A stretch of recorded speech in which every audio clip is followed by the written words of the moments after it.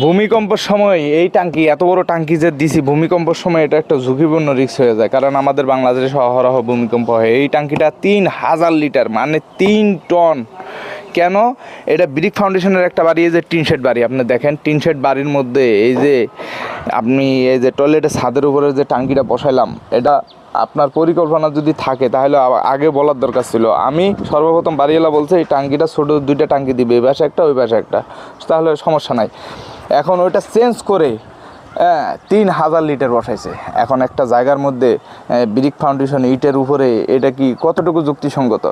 সেজন্য আগে ভাগে চিন্তা করবেন, ভাববেন যে আমি 3000 লিটার দেই, 4000 লিটার দেই, 5000 লিটার দেই, সেই হিসেবে এটা করার কি দরকার ছিল? নিচে হলো আরসিসি পিলার করার দরকার ছিল, এটা অবশ্যই আরসিসি পিলার করার দরকার ছিল। এখন একটু রিস্ক হয়ে গেল, সেজন্য সবাইকে বলবো এই ধরনের কাজ করবেন না, বোকামি কাজ করবেন না। যদি আমার ভিডিওগুলো ভালো লাগে অবশ্যই লাইক কমেন্ট করে পাশে থাকবেন, শেয়ার করে দেবেন অন্যজন যাতে এই ভুলটা না করে। ধন্যবাদ সবাইকে, আসসালামু আলাইকুম।